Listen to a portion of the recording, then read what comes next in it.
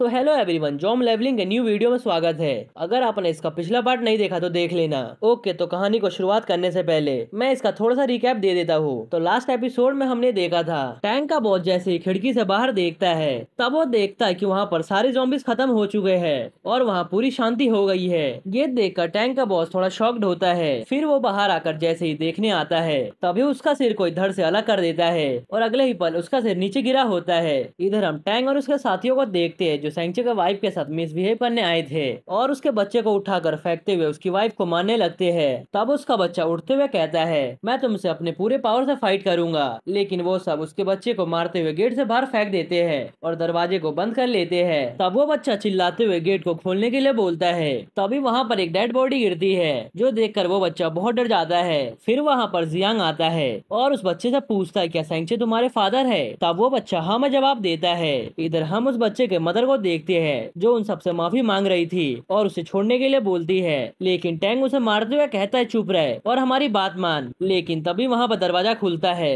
ये देखकर टैंग सोचता है, आखिर ये है कौन? तब उसका एक साथी बोलता है, क्या उस बच्चे ने इस दरवाजे को ओपन किया है? वाकई में उस बच्चे में स्ट्रेंथ तो है। लेकिन तभी हम देखते हैं उसका भी गला कट जाता है। तब टैंग उस पर गुस्सा करते हुए कहता है, तुम उस बच्चे को बाहर क्यों नहीं फेंक रहे और जल्दी से दरवाजे को बंद करो। लेकिन तभी वो बंदा नीचे गिर जाता है और उसका सिर धड़ से अलग हो जाता है।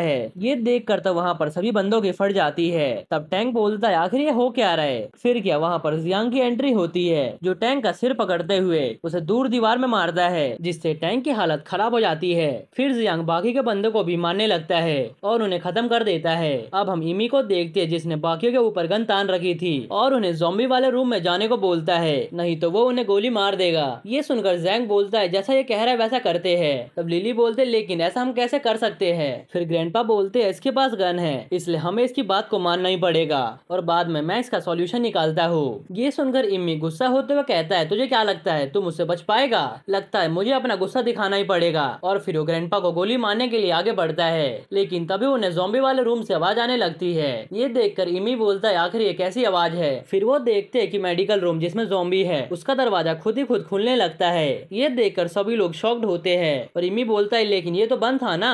अब हम उनके सामने ज़ॉम्बी को देखते हैं जिसने दरवाजे को खोल दिया था। वो देखते हैं कि ज़ॉम्बी यानी चोंग ने उस दरवाजे को चाबी से खोला था। ये देखकर वो बहुत शॉक्ड होते हैं कि आखिर इसने इस दरवाजे को खोल कैसे लिया, ये तो एक ज़ॉम्बी है ना। तभी चोंग गुस्से में इम्मी के पास आता है। ये देखकर इम्मी उसके ऊपर गन तानते हुए कहता है, डैम इट, एक ज़ॉम्बी ने दरवाजा खोल लिया, ये तो हमारे लिए बहुत ही खतरा हो सकता है। और उसके ऊपर गोली चला देता है लेकिन वो गन जाम हो गया था। तभी चोंग इम्मी के ऊपर हमला कर देता है और उसे वहीं पर काट लेता है। ये देखकर तो सभी लोग शॉक्ड होते हैं। फिर चोंग खड़ा होता है और इम्मी की बॉडी को मेडिकल रूम में घसीटते हुए लेकर जाता है। ये देखकर ग्रैंडपा बोलते हैं, आखिर यहाँ हो क्या रहा है और ये ज़ॉम्बी इतना शांत क्यों दिख रहा है? तभी वो ज़ॉम्बी दरवाजे को बंद करता है और उनकी तरफ चाबी फेंक देता है। आखिर ये सच में ज़ॉम्बी है ना या फिर कुछ और? इधर हम जियांग को देखते हैं जिसने कुछ गुंडों को जान से मार दिया था और 2 बंदों को रस्सी से बांध के रखा था। फिर जियांग उस बच्चे के पास जाते हुए कहता है, बच्चे तुम मेरे पास आओ। ये सुनकर उस बच्चे की मदर उसे पकड़ते हुए कहती है, तुम मेरे बच्चे से क्या करवाने वाले हो? तब जियांग उस बच्चे को देखते हुए कहता है, मेरे पास आओ। ये सुनकर वो बच्चा अपनी मदर से कहता है, आप चिंता मत करो, मैं अभी आता हूँ।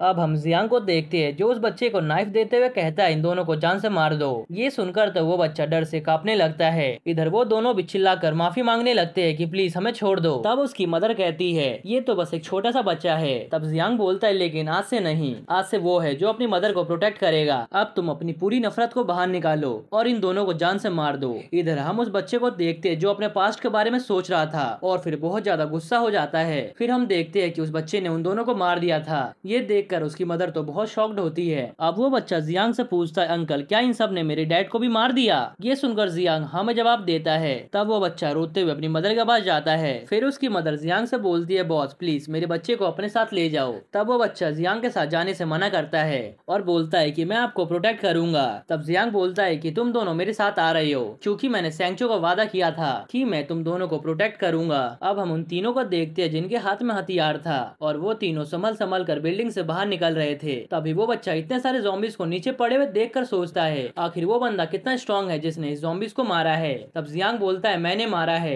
ये देखकर वो बच्चा बहुत ही शॉक्ड होता है और वो जियांग से इम्प्रेस हो जाता है। तभी जियांग को कुछ आवाज सुनाई देती है। ये सुनकर उन दोनों को शांत रहने को बोलता है। फिर जियांग उस औरत से पूछता है, सिस्टर इन लॉ क्या आपको पता है रॉक्सिन गार्डन का 8 नंबर बिल्डिंग किस डायरेक्शन में है? तब वो लेडी बोलती है हाँ, और वो शायद लेफ्ट डायरेक्शन में है। लेकिन क्या तुम वहाँ पर जाना चाहते हो? आखिर क्यों? अब हम दूसरी बिल्डिंग का सीन देखते हैं जहाँ पर कुछ गुंडे बाहर खड़े होते हैं। फिर वो बिल्डिंग के लोगों को डराते हुए कहते हैं हम सब जितना भी सप्लाई है आपस में बांट लेंगे और जितनी भी औरतें हैं तुम उन्हें हमें दे देना, उसके बाद हम तुम्हें कुछ भी नहीं करेंगे। इधर हम बिल्डिंग के सीन को देखते हैं जहाँ पर वही लोग होते हैं जो पहले जियांग से मिल चुके हैं, यानी वो पुलिस वाला, एक लेडी और वो दोनों बाप बेटे। तब उनमें से एक बंदा बोलता है अब हम क्या करें, क्या हम सरेंडर कर दे? ये सुनकर पुलिस वाला कहता है नहीं, वो लोग ऐसे जानवर है जो अपना वादा पूरा भी नहीं करते और आखिर में ये सब हमारा सब कुछ लेकर हमें जान से मार देंगे। तभी बाहर से उन गुंडों की आवाज आती है हम तुम्हें कुछ मिनट का टाइम दे रहे हैं, अगर तुम सबने कोऑपरेट नहीं किया तो हम हमला कर देंगे। फिर एक लेडी बोलती है अगर हम बाहर जाके उनसे माफी मांगेंगे तो क्या पता वो हमें माफ कर दे। ये सुनकर दूसरी वाली लड़की बोलती है मैं ऐसा नहीं करूंगी। तब पुलिस वाला उन्हें शांत करवाते हुए कहता है चिंता मत करो, हम सरेंडर नहीं करेंगे और हम उनसे मरते दम तक फाइट करेंगे, हमें बस मेन गेटवे पर नजर रखनी है ताकि कोई अंदर ना आ सके।